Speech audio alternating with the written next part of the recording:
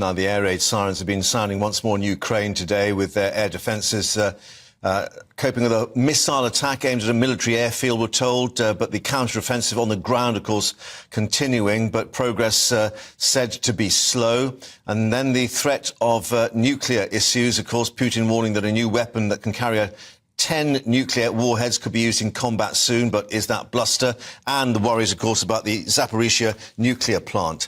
Well, let's get now Ukrainian MP Kira Rudik on the line, who keeps us regularly updated. Kira, great to speak to you again. Thanks for your time. First of all, in terms of what's happening in the counteroffensive, I think your Prime Minister has described things so far as a success, some 113 square kilometres being liberated. Hello, Mark. Thank you so much for having me. It's a pleasure to be back on the program.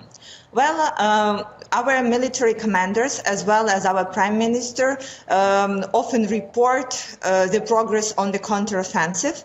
And we truly believe that our military commanders are doing everything possible and impossible so our troops would move forward. However, let's make it very clear that the counteroffensive that's going on right now, it's not like a, Hollywood show where everybody is asking when. By this time, almost every Ukrainian family has somebody fighting at the front. And for us, it is so personal because somebody whom you love dearly right now is getting out of the trenches and marching forward with incredible danger to their lives to liberate our country. So we are praying and supporting our troops with whatever we can. And we do want to remind everybody, like the last year, the counteroffensive was starting a lot under the hoods. And then in autumn, you have seen, and we all have seen, the huge victories, such as liberating of Kherson and Kharkiv region. So this is what we are expecting right now. I mean, as President Zelensky has indicated, this is not a film. This is real life and obviously real lives at stake. But I think he's also been warning about what may be done on the Zaporizhzhia nuclear plant. And you reflect on what happened with the dam and the damage that caused. I mean, is there real fear that when we talk about the nuclear threat, it could be to do with this power plant rather than any nuclear missile coming over from Russia? Right, Mark, we have talked about that with you a couple of times, that I do not believe that Russia would literally attack us with nuclear weapons. They will try a false flag operation or explosion, and the Zaporizhzhia nuclear station, which is the largest nuclear plant in the whole Europe, is a place where it may happen. And President Zelensky and our intelligence have already warned that the chances are really high.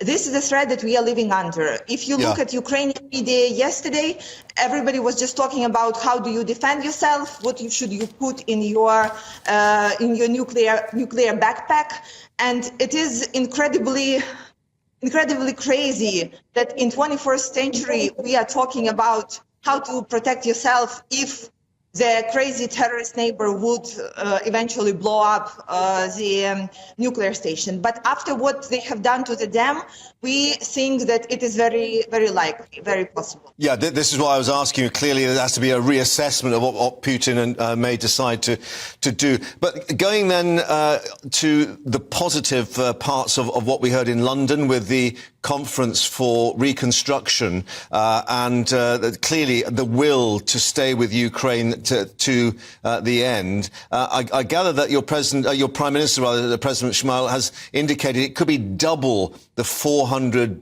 billion needed to actually get your country back on its feet. The calculations on what would be needed to restore Ukraine, they are very vague right now. And they are really different between what was, a month ago before the terrorist attack on Kakhovska Dam and what it is right now, having almost entire regions there flooded and buried in the toxic waste of what underneath the Kakhovska Dam, right?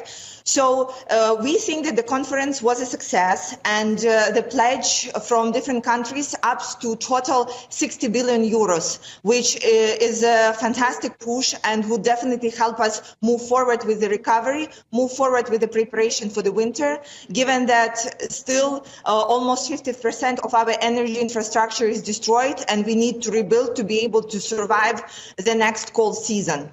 What I would love to hear, and that we did not hear there, was that there is a decision on frozen Russian assets. Because although those 60 billion, it's money of the taxpayers, of the people who actually support us. And I truly believe that at this moment, Russian money should not be just laying there aside when people are supporting us with their funds. Yeah. We need to take a really huge step and make a decision on the bill that is already in the UK Parliament on using the frozen Russian assets. That would be a huge deal, and also will show Russia and other countries that if they would go with the full-scale invasion, that their money will be confiscated. Yeah, yeah, you're getting the cash, but you're also sending quite a strong message as well at the same time. Finally, Kira, I just have to ask you, how is it going in terms of rehousing all those people displaced by the floods and finding them shelter and, of course, providing food and water as well?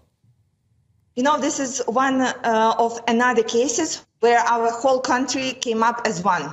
When the terrorist attack happened, thousands of volunteers were going there to help and rescue people. And right now, Ukrainians are opening their homes once again to the ones in need, making sure that no men or women are left behind, that everybody is getting the support. It's both on the governmental level, but also on the volunteer level, when people are letting refugees from Kherson region to stay with them and supporting them with as much as they can.